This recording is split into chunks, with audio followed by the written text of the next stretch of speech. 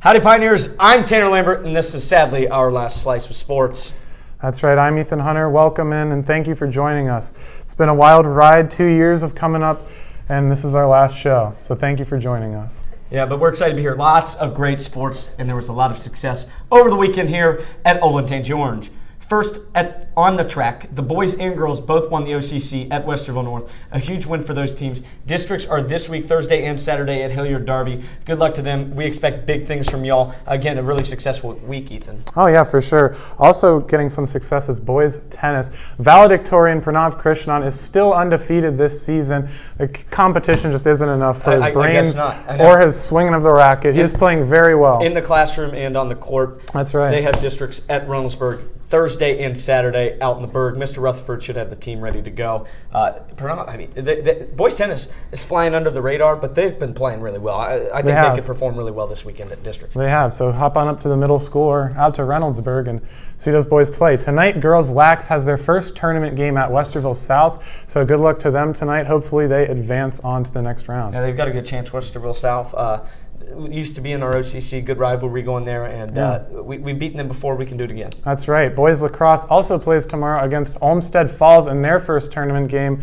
Good luck to my boy Ben Keller and the rest of the boys. They ended the season 9-6 and earned a good seed in the tournament. Yeah. They will play in region number 1. And they chose to do that. They want to travel up north and play some of those teams up there. So that's exciting. Yeah. Baseball sadly lost on Saturday, but they've got a great chance to bounce back in their sectional tournament game on Wednesday, and their opponent is yet to be determined. They have a game tonight, and we'll see who comes out of that one. Yeah, they may have lost this weekend, but still 22-3 on the season. Not terrible. You can't ask for anything better than that. Yeah, Lazer's been out there. The boys, all of them. Playing very well. A huge win on senior night on Friday. Mm-hmm. A little bit. It sucks to lose on Saturday, but that was a really good team. They went and played the 4th best team in the state. Yeah. And they just had their number. Now they're ready for that later stages in the tournament. Right. So we'll win then. That sounds good to me. Finally, boys volleyball won the OCC for the first time in history last week at Hilliard Bradley. It was a great game. Went 4 sets, and they were able to come out with the win. First ever outright OCC title champs for our boys volleyball team. On Saturday, they beat Jerome in 5 and fell to Massillon Jackson in their try game there. And tomorrow night is senior night against DeSales at home. As of right now, Luke Little is leading the team in kills. No surprise there. Their tournament run will begin Saturday. Good luck to those boys. They are a pretty high seed. They earned the bye on Friday night, and they will just play Saturday morning. Yeah, only 3 seasons, and they've already won the OCC championship. Great for them. And we were in a much tougher OCC. Hilliard Bradley is a very good team. Yes. I think Jonah over there leads the conference in kills. He's got like 40 a game. Usually. That's right. It's about his average. So, that was a good team, and it was nice to beat them on Thursday night and win the OCC. Looking at the pro side of sports, I'm going to hit you with some hockey stuff, and Ethan's going to come in with a little bit of baseball. The Stanley Cup playoffs are underway. It's my favorite time of year. Let's talk about what's happened. The Columbus Blue Jackets did not make the playoffs for the first time in what seems like forever. They've made it every year since 2016. John Tortorella is out as head coach, and we'll bring in somebody new. That coach has not been named yet, but hopefully next year the team will look a little bit better. There have been some games played thus far, though, through the playoffs. They started on Saturday, but last night Blake Coleman started the scoring in South Florida as the Tampa Bay Lightning played the Florida Panthers. It was a beautiful shorthanded backhand goal on Sergei Bobrovsky, and the Lightning ended up getting the win last night. Our favorite goalie. That's a bad contract down there in South Florida for him. The Boston Bruins lost to the Washington Capitals in overtime off a TJ Oshie goal. It was a great 5-hole shot from the top near the blue line. Kyle Palmieri scored the overtime winner for the Islanders in Pittsburgh yesterday. It was the first time in league history that the first 3 games of the playoffs went to overtime, and they were exciting games. Mm-hmm. Looking in Las Vegas, it was Joel Eriksson Ek scoring the overtime winner for the Minnesota Wild in a 1-0 win. Marc-Andre Fleury was just outstanding for the Golden Knights. He just got beat right there in overtime. Marc-Andre Fleury. Mm-hmm. Pittsburgh misses him dearly. They should have never let him go. They protected Matt Murray in the expansion draft a couple of years ago. I think he's been a huge part of the success of the Vegas Golden Knights after only 3 years of being a team. I mean, the goalie build off from that. Right. I mean, their backup's Robin Lehner, who won the Vezina before, too. Mm-hmm. So the goaltending out in Las Vegas is fantastic. They've just got to get the scoring up a little bit. As you know, yesterday they weren't able to do it. Cam Talbot played great. Today the Blues play the Avalanche, who are my pick to win the Cup if Tampa Bay doesn't get out of the East. The Avalanche just have talent on every line, and it's going to be tough to beat.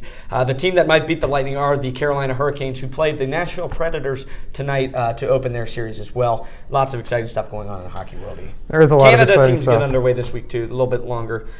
They're waiting to get started. The rules are a little different in Canada. I got the Maple Leafs making it out as well. No doubt. Nick sure. Foligno, our boy. Yes, of course.